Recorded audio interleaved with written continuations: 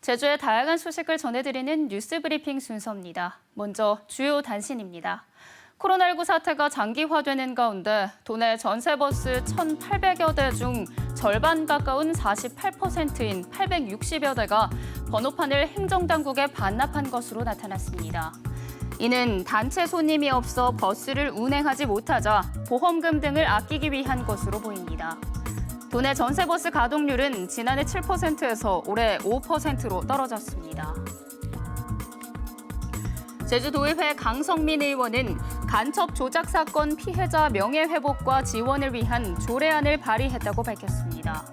이 조례안에는 일본에 다녀온 제주도민이 간첩으로 몰려 억울하게 옥살이한 사건을 새롭게 정의하고 실태 조사와 피해자 지원, 이를 위한 위원회 설치 등의 내용이 담겨 있습니다.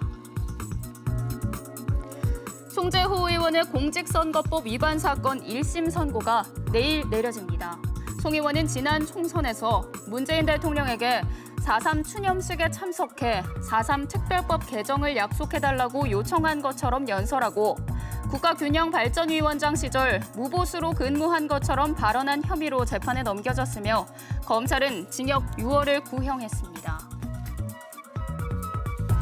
어젯밤 10시 40분쯤 제주시 신원포구 방파제에서 약 6cm 크기의 맹독성 파란고리 문어가 낚시꾼에게 포획돼 해경이 수거했습니다.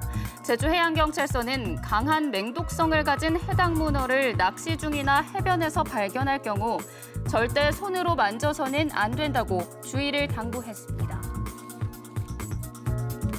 서귀포시 대정읍의 한 독지가가 평생을 땀 흘리며 일궈온 농지를 노인 복지를 위해 써달라며 기증했습니다. 농업회사법인 청정알뜨르 우명창 대표는 대정읍 상모리에 있는 4,700여 제곱미터 규모의 본인 소유 토지를 지역의 노인 복지를 위해 써달라며 서귀포시 대정읍 사무소에 기증했습니다.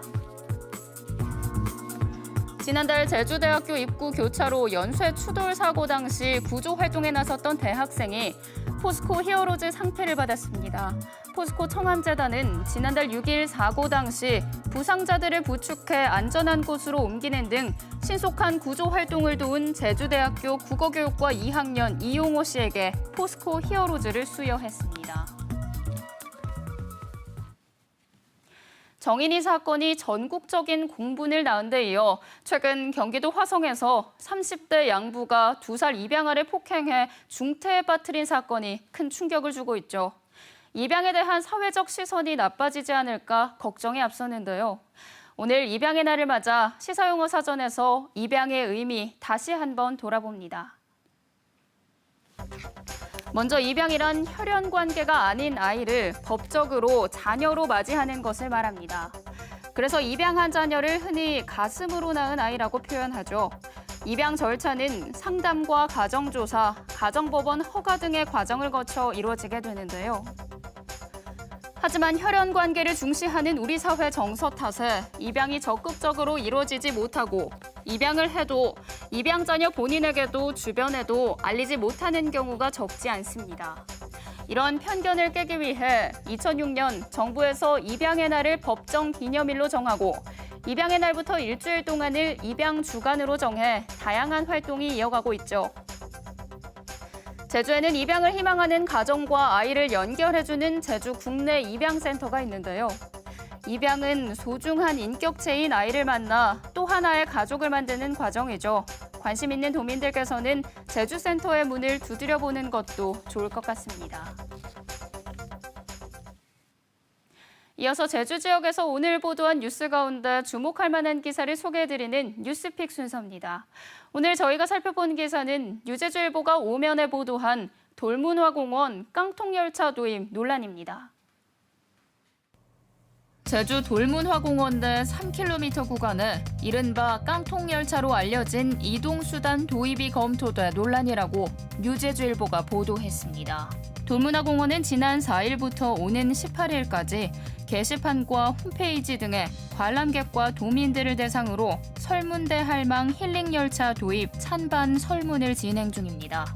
돌문화공원은 현재 추경 예산 신청을 준비 중이며 의견 수렴 후 설치가 결정되면 하반기쯤 시범 운영할 계획인데요. 열차는 2인용 전기차로 직원이 운전을 하고 관객 10여 명이 뒤로 매달린 깡통에 탑승하는 구조입니다.